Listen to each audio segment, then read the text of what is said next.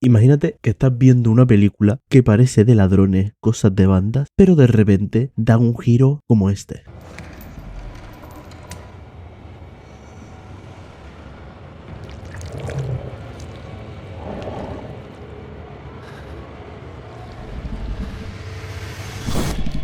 Pues sí, hoy vamos a hablar de una película de terror argentina dirigida por Luciano y Nicolás Onetti, o también conocido como los hermanos Onetti, que se llama 1978. Os la resumiré un poco, luego os contaré qué me ha parecido y tal, como hago siempre, así que dentro vídeo.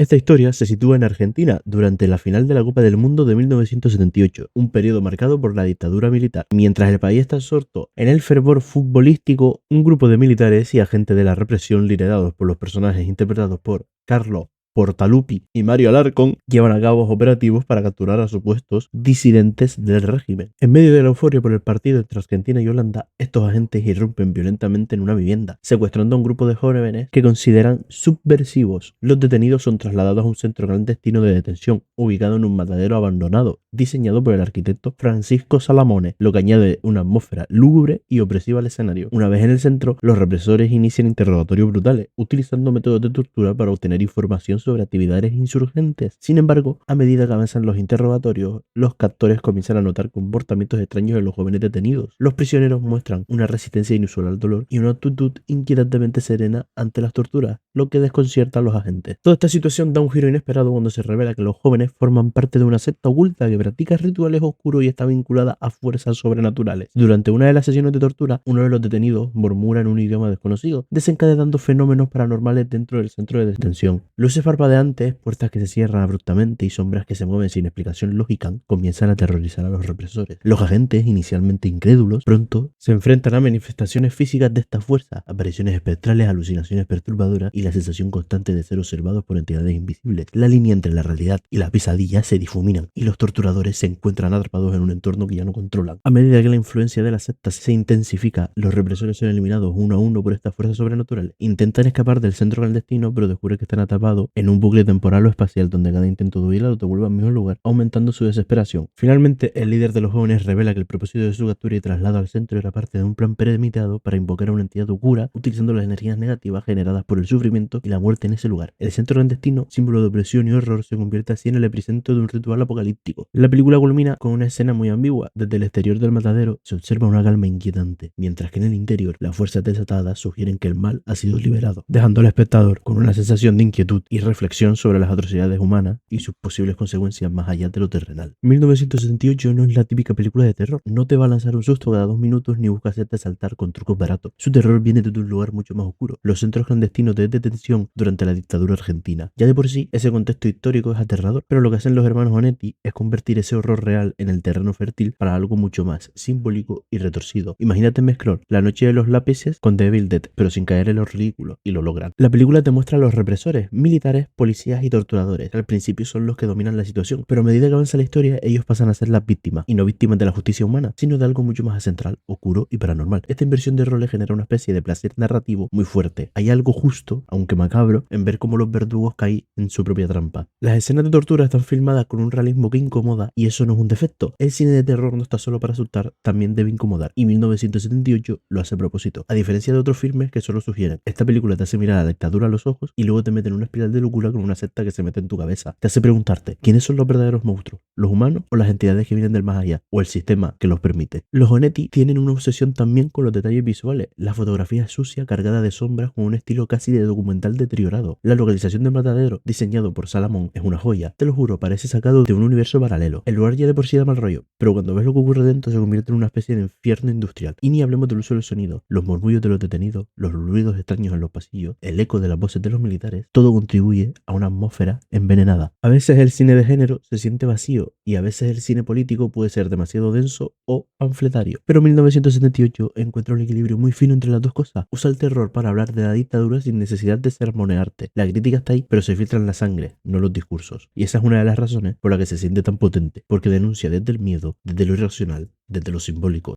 Vamos, en resumen, la recomiendo porque es una experiencia única que mezcla horror político y sobrenatural. Tiene una atmósfera sofocante que te atrapa desde el primer minuto, no busca gustarte, busca perturbarte y lo hace con estilo. No se parece a ninguna otra película de terror argentina ni latinoamericana, es valiente, incómoda y extrañamente satisfactoria. Si lo tuyo es el terror que te deja pensando después de los créditos, que se siente sucio, simbólico y contundente, 1978 es de las que hay que ver, o al menos conocer a fondo como estás haciendo tú ahora. Y si no te gustan los junkers, tontos ni el terror masticado, esta peli te va a parecer una joya rara, como para contarla y no olvidarla. Aunque no todo en esta película es bueno, aunque la intención es construir tensión desde lo psicológico y lo simbólico, 1978 se toma su tiempo, y a veces demasiado. Hay momentos donde parece que la historia se queda estancada, repitiendo la idea del encierro y la paranoia sin avanzar realmente. Si eres de lo que necesitan un poco más de dinamismo o narrativa clara, puede que te pierdas en su ritmo contemplativo. Algunas escenas parecen estar más por estética que por función. Aunque tiene momentos de violencia, no esperes una masacre ni un desfile de muertes creativas. Este no es un slasher ni una pelea de demonios al estilo Hollywood. El horror es más psicológico, simbólico y muchas veces solo insinuado. Eso puede decepcionar a quienes buscan un terror más directo, con monstruos visibles o sustos evidentes. Aquí la cosa va más por el malestar emocional y el peso de la atmósfera que por el espectáculo sangriento. El giro hacia la paranormal no está del todo explicado ni desarrollado con detalle. Si bien esa ambigüedad puede ser una virtud para algunos, también puede sentirse como un recurso sacado de la manga para otros. Hay quienes podrían pensar que la parte de la secta